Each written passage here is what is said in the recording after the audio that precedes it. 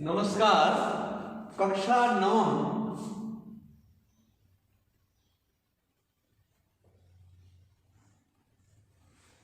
9 में पाठ 4 गद्य संस्मरण है। सावले सपनों की याद जाबिर हुसैन जी ने लिखा है। तो इसमें लेखक परिचय पहले हो चुका है और आज इसकी दूसरी अतिथि है और हम एहसास की ऐसी ही एक उबड़ खाबड़ जमीन पर जन्मे मिथक का नाम है सालिम अली। यहाँ से लेकर के पृष्ठ 44 का उनकी मौत के बाद ही तो उतरी थी, यहाँ तक के हिस्से का पहले आदर्श वाचन करेंगे, फिर काठिन्य निवारण करेंगे और आपसे निवेदन करता हूं कि आप आदर्श वाचन को ढंग से सुनिए। इससे आपका श्रवण कौशल का विकास होगा और सुन करके जितने भी ज्ञान हैं, श्रुति कैसे है, सुन करके, स्मृति कैसे याद करके। यह पाठ भी संस्मरण है। संस्मरण स्मृति के आधार पर, संस्मरण मतलब मेमोरी, स्मृति के आधार पर। तो पृष्ठ 43 नीचे से चौथी पंक्ति, आदर्श वाचन। एहसास की ऐसी ही एक उबड़ खाबड़ जमीन पर जन्मे मिथक का नाम है सालिम अली। पता नहीं इतिहास में कब कृष्ण ने वृंदावन में रास लीला रची थी और शोक गोपियों को अपनी शरारतों का निशाना बनाया था। कब माखन भरे भारे फोड़े और दूध छाली से अपने मुंह भरे थे। कब वाटिका में छोटे छोटे किंतु घने पेड़ों की छांव में विश्राम किया था। कब दिल की धड़कनों को एकदम से तेज करने वाले अंदाज में बंसी बजाई थी। और पता नहीं कब वृंदावन की पूरी दुनिया संगीतमय हो गई थी। पता नहीं यह सब कब हुआ था, लेकिन कोई आज भी वृंदावन जाए तो नदी का सांवला पानी उसे पूरे घटनाक्रम की याद दिला देगा। हर सुबह सूरज निकलने से पहले जब पतली गलियों से उत्साह भरी भीड़ नदी की ओर बढ़ती है तो लगता है जैसे उस भीड़ को चीर कर अचानक कोई सामने आएगा और बंसी की आवाज पर सब किसी के कदम थम जाएंगे। हर शाम सूरज ढलने से पहले जब वाटिका का माली सैलानियों को हिदायत देगा तो लगता है जैसे बस कुछ ही क्षण में वो कहीं से आ टपकेगा और संगीत का जादू वाटिका के भरे पूरे माहौल पर छा जाएगा। वृंदावन कभी कृष्ण की बांसुरी के जादू से खाली हुआ है क्या? मिथकों की दुनिया में इस सवाल का जवाब तलाशने से पहले एक नजर कमजोर काया वाले उस व्यक्ति पर डाली जाए जिसे हम सालिम अली के नाम से जानते हैं। उम्र को सती तक पहुंचाने में थोड़े ही दिन तो बचे। संभव है लंबी यात्राओं की थकान ने उन्हें उनके शरीर को कमजोर कर दिया और कैंसर जैसी जानलेवा बीमारी उनकी मौत का कारण बनी।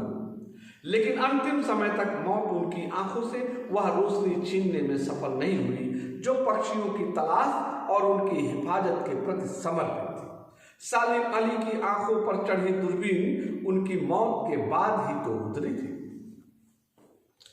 तो ये आदर्श वाचन था। अब देखिए, इसमें उर्दू भाषा के शब्दों की अधिकता है और उर्दू भाषा कोई विदेशी भाषा नहीं है। इसका जन्म भारत में ही हुआ और उर्दू और हिंदी लगभग एक ही समय में भारत में जन्मे। राज दरबारों में, शाही घरानों में, नवाबों के यहाँ फौजी छावनियों में उर्दू भाषा का जन्म हुआ और जन सामान्य के घरों में संस्कृत के परिधान में लिपटी हिंदी भाषा का जन्म हुआ। तो उर्दू कोई विदेशी भाषा नहीं है, इसलिए बच्चों उर्दू से भी आपको प्रेम करना चाहिए। तो एहसास मतलब अनुभव। एहसास उर्दू भाषा का शब्द है। एहसास का मतलब हुआ अनुभव, भाव। उर्दू शब्द है अर्थ। एहसास ये है एहसास।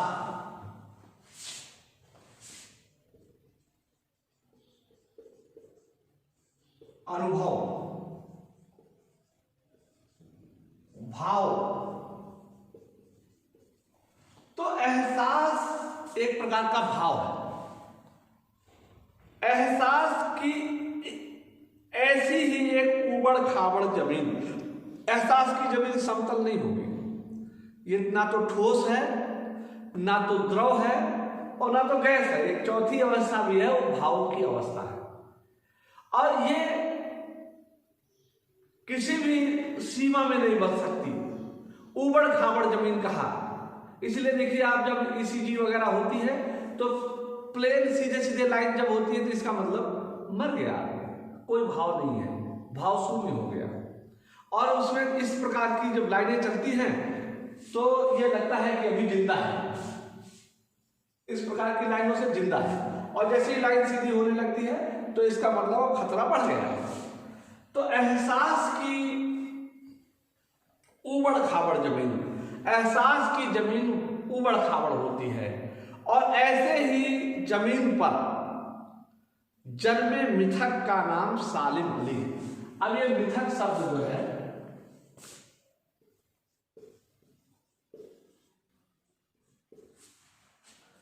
इसी से मिथक शब्द से ही अंग्रेजी में माइथ बना। अंग्रेजी का शब्द माइथ, ये इसी मिथ से ही बना। मिथक का मतलब हुआ कि पुराणों के वे पात्र या उनकी कहानियां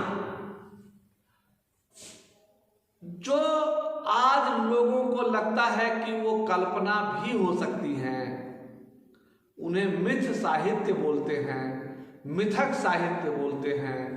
और यहीं से अंग्रेजी में जो माइथ शब्द बना, उन्होंने झूठ लिया, जबकि ये झूठ नहीं होता, हाँ कल्पना हो सकता है।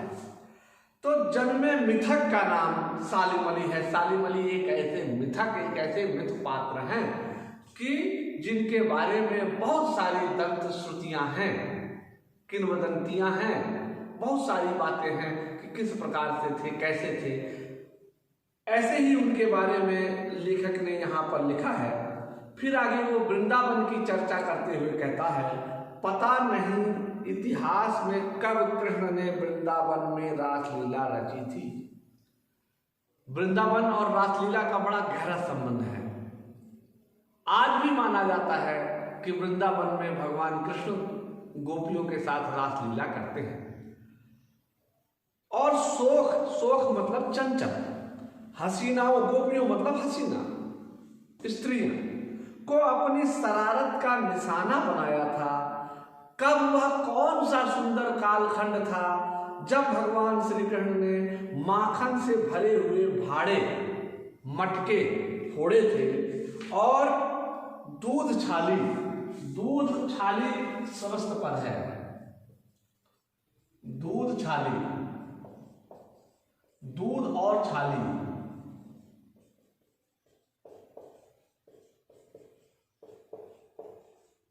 तत्पुरुष। तो कब दूध छाली से भरे से अपने मुंह भरे थे, कब उन्होंने, कौन सा सुंदर समय होता होगा, लेखक बता रहा है कि वो भी पता नहीं है कि कब भगवान श्री कृष्ण ने ये सब काम किया, कब माखन भरे भारे फोड़े और अपने मुख को भरा दूध छाली से, कब वाटिका में छोटे छोटे किंतु घने पेड़ों की छाया में विश्राम किया। छोटे छोटे पुनरुक्त शब्द हैं।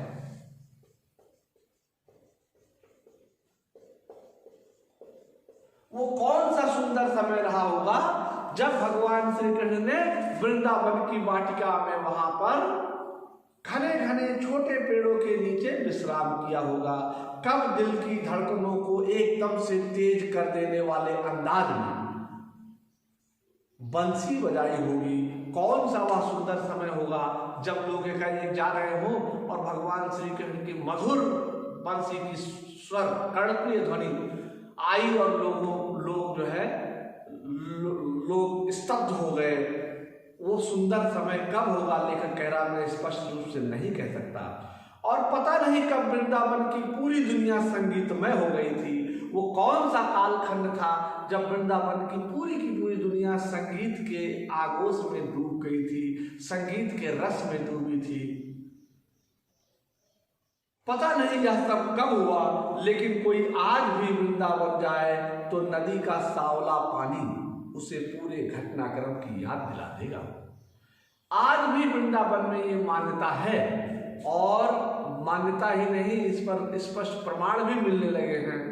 लोग जो है वहाँ वृंदावन में जो वहाँ का मंदिर है उसको 3-3, 4-4 तालों में रात को बंद करते हैं। सुबह जाकर देखते हैं कि राधा रानी वहाँ आए थे, उन्होंने पान खाया, उन्होंने जो है राधा रानी ने श्रृंगार की चीज़ों का उपयोग किया।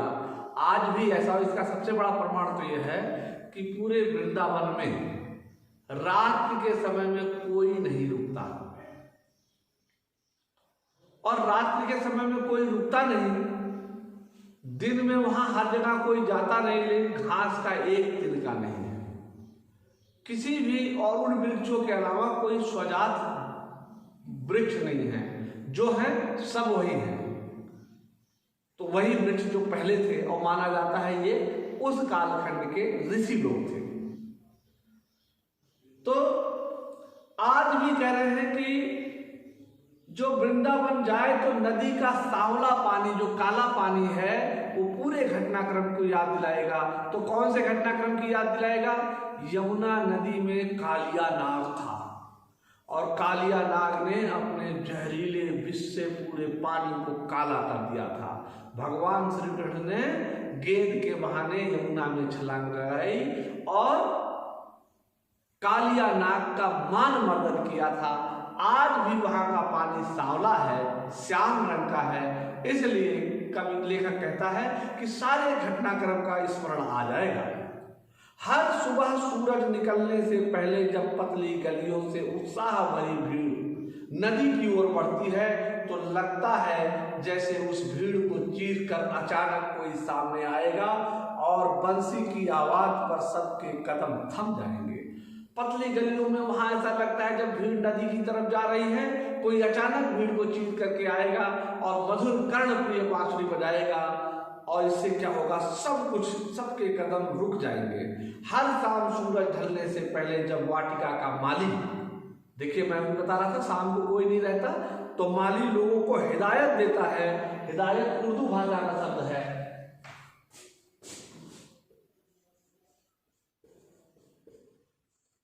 निर्देश देता है कि यहां से अब आप चले जाओ।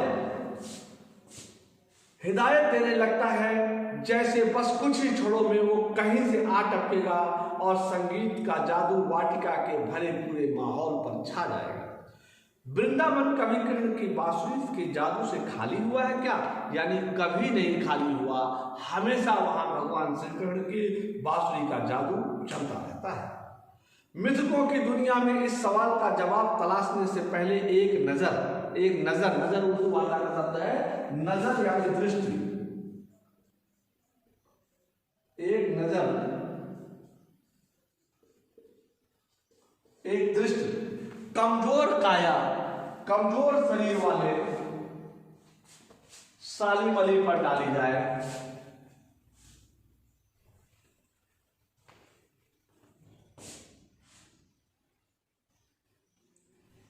सालिम अली पर डाली जाए, जिसे हम सालिम अली के नाम से जानते हैं। उम्र की सती तक पहुंचने में थोड़े ही दिन तो बचे हैं। देखिए, उम्र संज्ञा है, सती 100, ये संख्यावाची विशेषण है। इसके बाद कहते हैं दिन, कितने थोड़े, ये भी संख्यावाची है, अनिश्चित संख्यावाची।